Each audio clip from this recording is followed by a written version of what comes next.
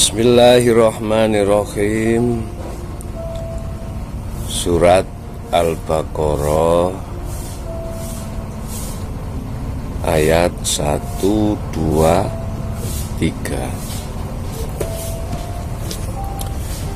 3. Wattaku lan padha wedya sira kabeh.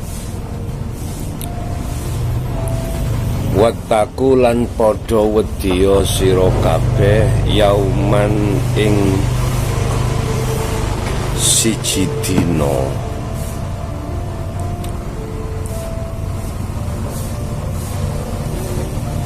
la tajzi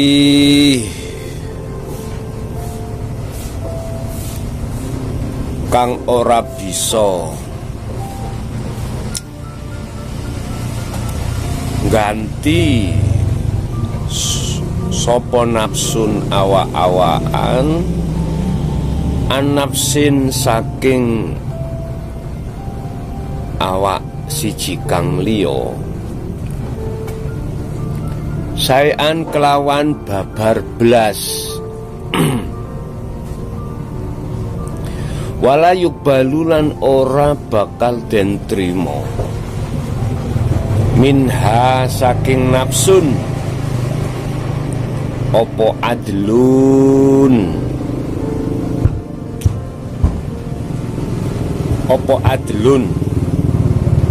tebusan wala tanfa'uha lan ora bakal manfaati ha ing nafsun opo syafa'atun bantuan walahum lan ora ono utawi kabeh ya nafsin iku yunsoruna podo oleh pitulung.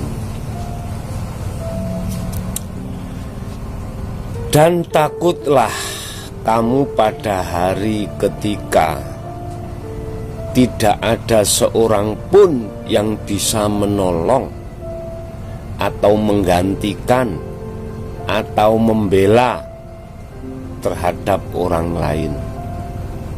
Berarti sendiri-sendiri. Dan juga pada hari itu tidak akan diterima yang namanya tebusan atau nggak berguna lagi yang namanya bantuan baginya, dan mereka tidak akan ditolong atau mendapatkan pertolongan. Piye? Kapan hari yang dimaksud secara syariat? Dino kiamat syariat. Tapi secara hakikat yaiku hari di mana kau sudah tidak ada kesempatan lagi hatimu untuk berbenah diri dari jalan nafsu menuju jalan Allah. Yaitu hari di mana pada dirimu sudah tidak ada lagi kesempatan untuk bertaubat.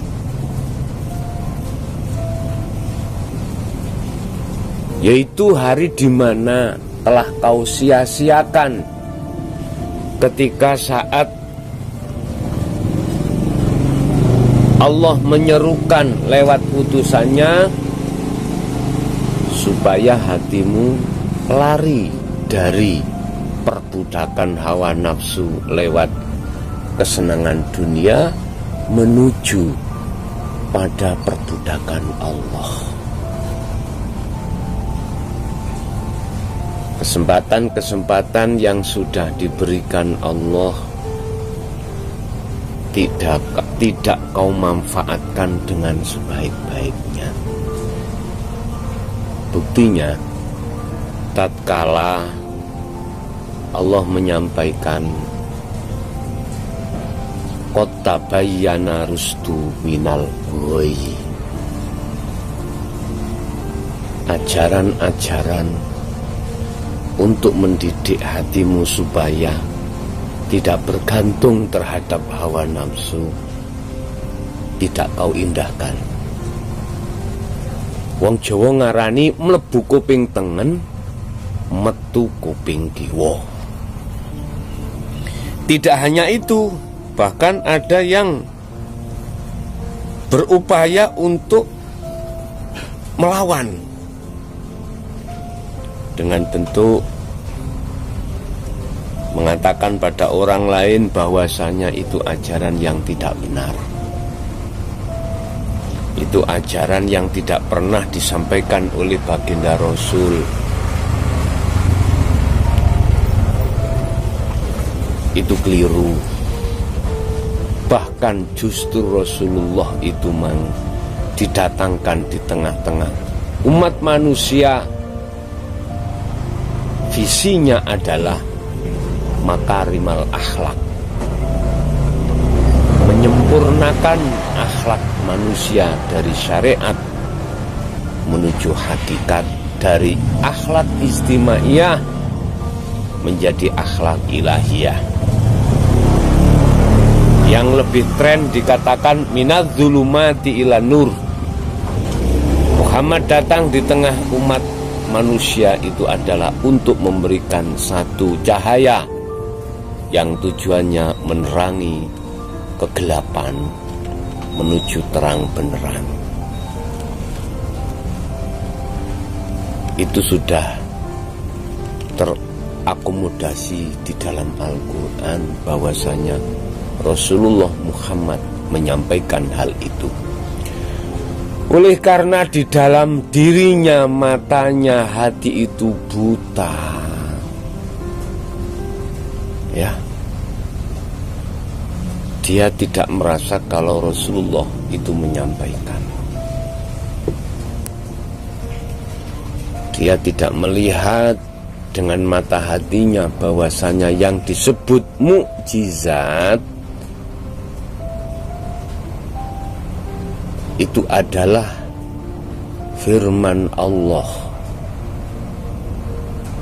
yang betul-betul yang dijelaskan dengan tujuan didatangkan di tengah umat Islam supaya hatinya tidak menjadi budaknya hawa nafsu. Qad tabayyana, teman-teman jelasake sapa Allah opo arusdu perkara sing kanggo aweh petunjuke ati. Arusdu iku cahaya minal ghayy, supaya atimu iku meninggalkan dari kegelapan. Berarti hati yang gelap adalah hati di mana hati ini telah terbuai dan tertutup dengan kesenangan duniawiyah. Yaitu didatangkan Allah. Ajaran-ajaran dinut tauhid itu didatangkan untuk membebaskan jagat hatimu yang asalnya gelap menjadi terang. Wa may yakfur bit-tauhid, kalau sudah itu kau terima, kau untuk saat ini sampai kapanpun harus ingkar terhadap nafsu, harus jauh menjauhi dari kepentingan nafsu hatimu.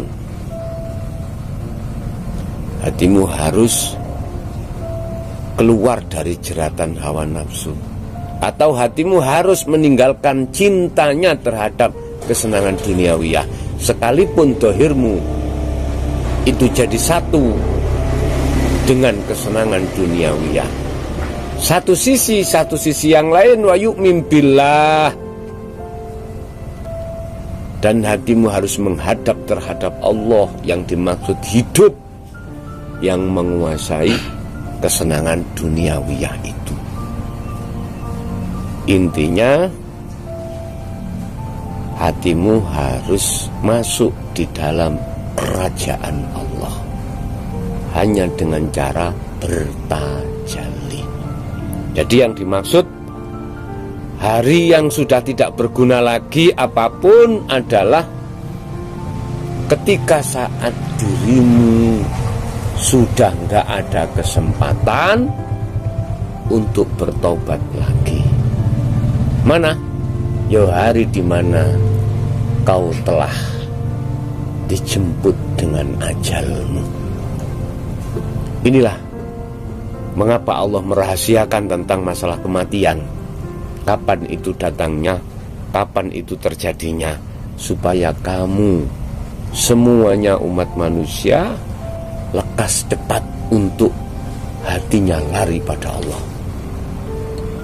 Siapa yang bisa memberikan jaminan besok itu masih hidup, masih ada kesempatan? Enggak ada. Idza jaa ajaluhum, ketika ajal itu sudah datang maka tidak bisa dimajukan atau diundurkan. Udah harga mati. Makanya mumpung kita semuanya itu masih ada kesempatan, belum datangnya waktu, lekas kalau ilmu ajaran itu sudah disampaikan dan bisa kau terima dalam hatimu, langkah berikutnya adalah tindakan munajat atau tindakan untuk melakukan zuhud pada Allah dengan istiqomah. Ini yang hanya bisa dilakukan di saat-saat secara fisik kita itu menunaikan kewajiban secara syariat, dohiriyah, keluarga, bekerja dalam hal untuk memberikan nafkah terhadap anak istri. Bila mana itu dilebihkan Allah, di situ ada haknya fakir miskin, ada haknya anak yatim, ada haknya duafa dan lain sebagainya. Semuanya di situ telah dituntut dirimu untuk berkreasi pada Allah dalam rangka ubudiyah, dalam rangka nyembah pada Allah. Jadi sesembah di sini akan diterima di sisi Allah manakala ketika saat proses penyembahan itu hatimu selalu senantiasa bertajalli pada Allah. Kesimpulan, hari yang disebut hari akhir adalah hari di mana dirimu sudah tidak ada kesempatan lagi untuk melakukan tindakan munajat pada Allah. Dan hari itu datang sewaktu-waktu. Hari itu datang sewaktu-waktu dan manusia tidak akan pernah tahu kapan itu datangnya. Bisa ketika saat kau masih muda, kau sudah berumur, kau sudah mendekati tua. Bisa jadi hal itu terjadi pada siapapun. Sebagai motivasi, janganlah kau sia-siakan hari-harimu dengan hatimu berkasih-kasihan dengan hawa nafsu lewat bersenang-senang terhadap syahwat dunia. Sebab kau ditunggu di depanmu hari yang dimana kau akan amat merugi. Wal asri innal insana lafi khusr. Demi masa banyak di antara manusia yang sangat merugi. Illal ladina amanu wa amilus solihah. Kecuali masa orang itu tidak akan merugi adalah mereka yang beriman wa amilus salihah, dan mereka menjalankan keimanannya itu dalam rangka munajat pada Allah. Al-Fatihah.